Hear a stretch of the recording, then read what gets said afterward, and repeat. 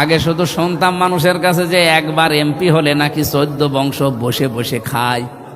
আগে ভাবতাম যে আল্লাহ কি করে খায়, এখন দেখছি যে তা 14 বংশ না 28 বংশ বসে খাবে, কিছু করা লাগবে না। কিন্তু ওই রকম হওয়া লাগবে।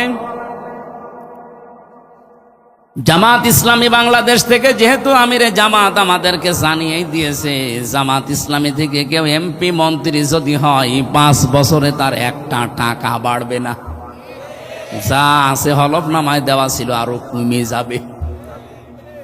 আমি 5 বছর পরে যদি আমার যা হলফনামায় দেওয়া আছে ওখান থেকে একটা টাকা বাড়ে, ছাড়বে আমারে?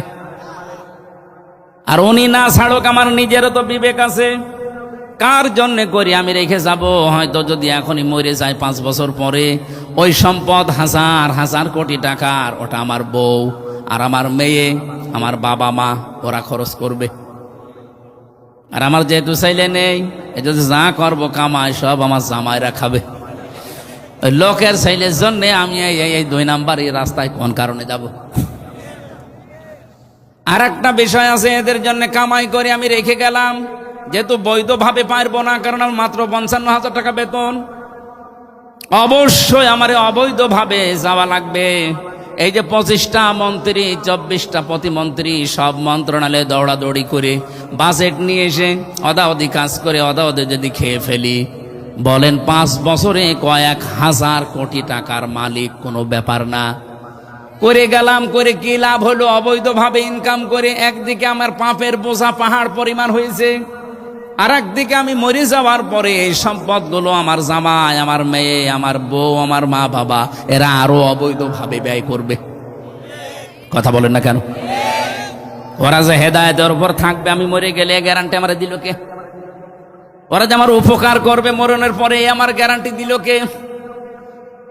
লা তাদরুনা আইয়ুহুম আকরাবু লাকুম নাফআ। তোমরা কেউ জানো না, তোমাদের মা বাবা, তোমাদের বাপ দাদা, এই মানুষগুলো তোমাদের সন্তানাদি কে তোমাদের উপকারী কেউ জানো না। মরে যাওয়ার পরে ওরা দেখা যাচ্ছে এমন একটা আয়োজন করেছে যে আয়োজনে গোনা হয়। এরকম আয়োজন নেই দেশে? এরকম হাজারো অবৈধ কাজ করবে, বিশাল ডিশ এন্টিনা নিয়ে সারাদিন নাটক সিনেমা দেখলো মনে করেন।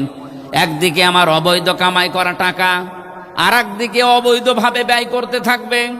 এদিকেও গোনা, ওইদিকেও গোনা, মাঝখান থেকে এগুলোর ভোগ করা লাগবে হামজাকে, আর ওরা থাকবে আরামে। এই পাগলামি আমি করব কোন কারণে?